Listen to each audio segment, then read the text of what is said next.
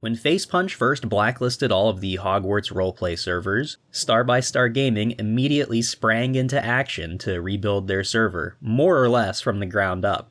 During that time, I was asked to make an assessment to see if it would be possible to remove and replace all of the Harry Potter assets. I quickly made the decision that no, it would be better to just start from scratch. Later on, I was asked by operators of other former Hogwarts roleplay servers if this kind of thing could be done, and again I essentially told them it wouldn't be worth the time it would take. If you watched my Hogwarts asset analysis video, you may remember me saying something along the lines of, "No amount of modification will ever make the map not be Hogwarts Castle." In all of these instances, I was completely 100% correct in my statements. However, I was only correct because I was making a few assumptions about the final product. When I told SBS and the others it would be a waste of time, it's because it would be a massive waste of time to manually create an entire set of new high-quality textures from scratch that maintain parity with existing textures, then go and create an entire set of new custom high-quality architectural models from scratch, then rework the entire map to fit those new models and textures, while removing any remnants of the Harry Potter layout. The amount of work involved there to produce a high-quality end product would be on par with creating an entirely new map from scratch. So much would have to be changed to get the map to no longer be Hogwarts. You couldn't just slap a new coat of paint on the map and swap a few models out and call it a day. So SBS decided to start the Starbright University project, which is a from-the-ground-up new design that keeps some of the layout of the old school intact. This is a long and difficult process, but the final product is going to be really cool and unique. In the meantime, SBS and every other server who decided to try and rework their Harry Potter-themed game modes were forced into using pre-existing workshop maps. And sadly, pretty much no map on the workshop fits the needs of a magical school roleplay server. For a while, SBS was using RP Medieval by Bennigan, a great map on its own, but for the server it wasn't really an appropriate long-term solution. Burmagard Forest was also considered, since this is a map the player base was already quite familiar with. However, this map again proved to be too complicated for the players. SBS then switched to a modified version of the medieval map called Firelink Medieval. This map had a lot going for it, but the extremely poor lighting made the entire thing unplayable, in my opinion. SBS even got so desperate they asked me if I could perform a map edit on the Firelink map to fix its various issues. I typically do not do map edits, ever, period. Not only do I find doing map edits highly dishonorable, it is also an extremely annoying and tedious process to fix the issues that are created from decompiling a map. The only time I've ever done edits to an existing map are when I've had access to the original source files and permission from the original author. But even then, I rarely will accept that sort of work. On the other hand, I will do ent-based map edits. These are server-side only modifications to maps that do not involve distributing any new files to players, and they do not change the original map files in any way. There is no recompilation with this method. In fact, I've done server-side map edits for pretty much every single map that SBS has ever used. Most of these changes are simple things like replacing the skybox texture, changing the fog color, removing certain doors, or little things like that.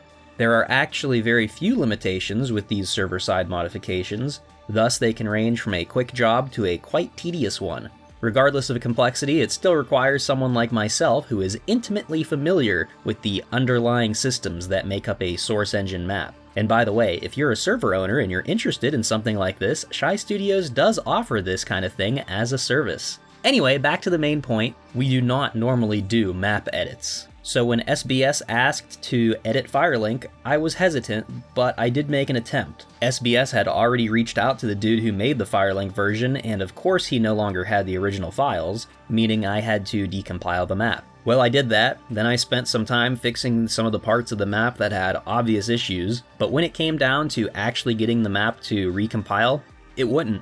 So I just gave up. It really isn't worth my time to spend the unknown amount of hours required to get a messy, decompiled map like that into a working state, especially since I have a proper mapping project that should be taking up my time instead. Let this be a lesson to aspiring developers. Do not be afraid to drop things if you don't see it being worth your time, or if the money isn't good enough, or even things where the final result isn't something that isn't up to your personal standard of quality. And on that note, it brings me back to the beginning. When I first declined to edit Hogwarts into something that it isn't, I was working under the assumption that the final result would be made to the Shy Studios standard of quality.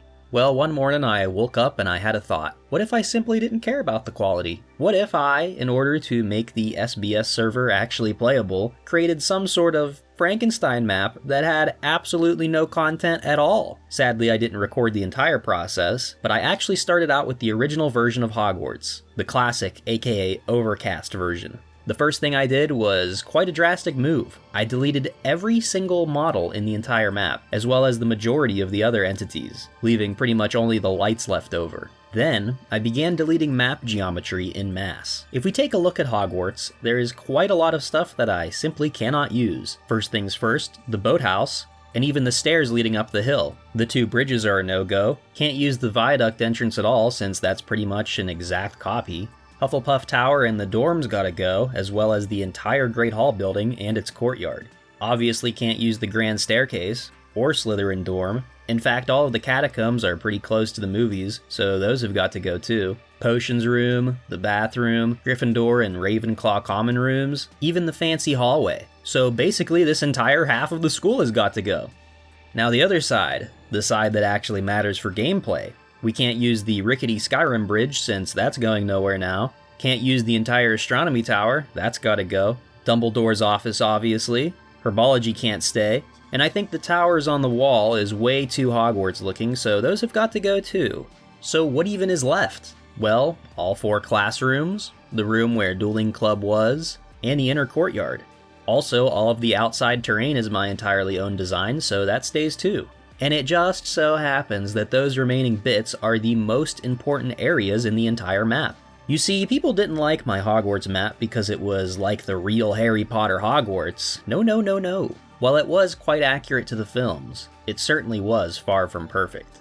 The Harry Potter facade was merely a gimmick to reel people in. People stayed because the core layout of Hogwarts SBS is perfect for the gameplay loop of the server. And people also stay because SBS has more cute girl players than any other server, but I digress. Anyway, with the astronomy tower and all the tunnels gone, I decided to relocate detention to the end of this already existing hallway. Since I can't use the viaduct entrance or any bridges, I figured I would simply take the shell of the once fancy hallway and plop it right here. I also kept the old infirmary room, but removed all of the details, so it's just an empty room with windows. I remade the bathroom to look like a normal people bathroom. I also remade potions to not be anything like the Harry Potter potions room, and stuck it right between the two. As for the rest of the school, I can't use any of it. But I took the shell of the Great Hall and placed it right at the end of this hallway. As for the houses, Star by Star Gaming's new Galaxy of Magic has 6 dorms, each for a different mythology. So I just placed all 6 connected directly to the Great Hall.